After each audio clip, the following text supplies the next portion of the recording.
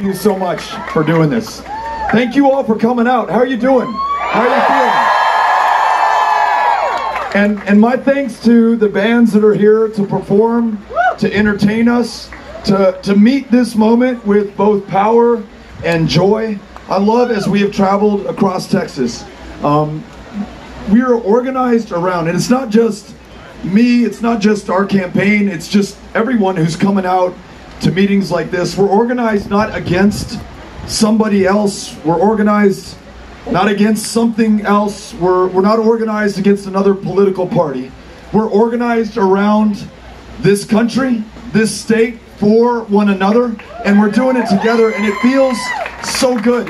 It feels good to be for something right now, and to be aspirational, to be ambitious, to be doing this together. And as Colton said, divided not by any of the small differences that we cannot allow to count at this moment. Party, geography, race, religion, how many generations you've been here in this country, or whether you just got here yesterday. The important thing is that we are all here right now at a moment that could not be any more important. 242 years into this idea that is the exception, not the rule in world history, that we can freely choose those who will represent us.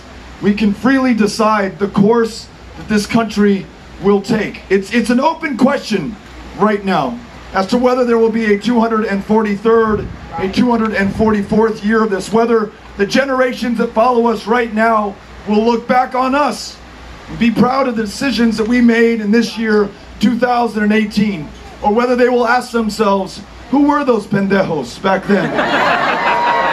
We cannot be the people who allowed walls, who decided that the press are the enemy of the people, who took babies away from their parents at our front door, the U.S.-Mexico border, as they were seeking asylum and refuge and safety as any human would do in the same situation.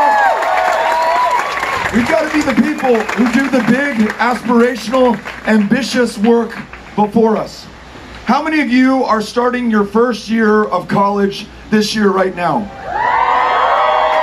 More than a few. We have been traveling this state for the better part of the last 2 years. Have been traveling just on this one road trip for the last 31 days. Going to every single part of Texas, to Fort Stockton, to Pecos, to Odessa. We'll be in Midland later this week. Places like Seminole, Texas, Lubbock. Maybe you heard it. It's west of here. But for those of us in El Paso, it's called East Texas. It's that sweet spot right in between. Going to places like Amarillo, Abilene, San Angelo, Wichita Falls, Ira Ann, Del Rio, Corpus Christi, Houston. And so often folks come to these meetings, these town halls that we have, and they introduce themselves, and they are you. They're telling me that they're off to their first year in college. And this is going to be the first time that they have a chance to vote and have a say in the direction that this country is going to take. And it makes me as encouraged and as hopeful and as strong as I've ever felt before, certainly about this country's prospects. And it reminds me of where I was 27 years ago when I was first starting college in 1991. And working a work-study job, able to get some of these grants that Colton was just talking about are so important to preserve. Signing these student loan promissory notes.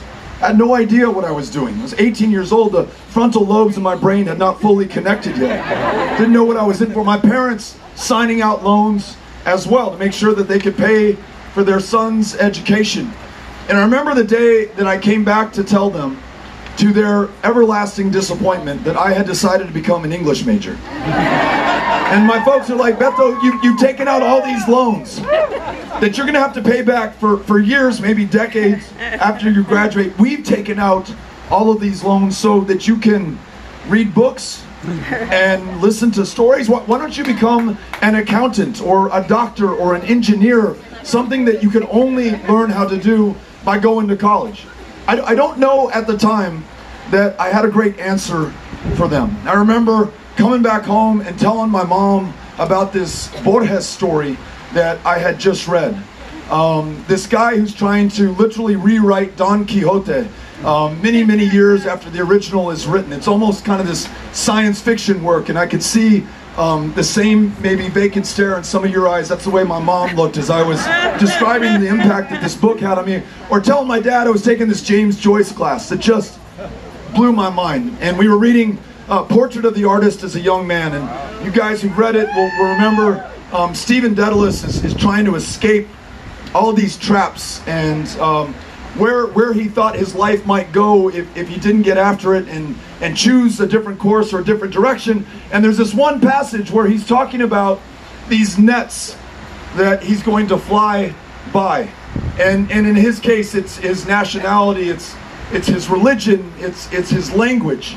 And the teacher with whom we were reading this book says, notice that he's not flying from these nets. And the word by is really important. Maybe in part he's being propelled by these things that define him to do something even greater. And I don't know that I still fully understand the lesson that he was trying to impart to me in that classroom, but it awakened something in me to read that book or to read Ulysses a little bit later on. And the only way I would have been able to understand it is in that classroom, not just with that teacher, but with other students there, their questions, their interpretations, far different in some cases than mine, kind of broadening my universe and my perspective, opening up some new doors that might not have been opened had I not had the chance to go to college.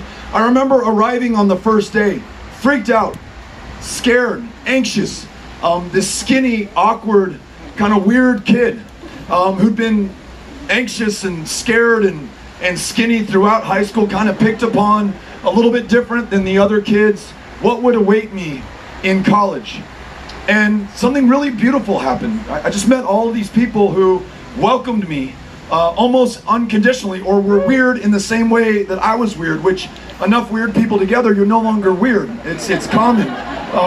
Falling in love for the first time and meeting a woman who loved me unconditionally. And that was something amazing that apart from immediate family, I had never felt before. And all of these things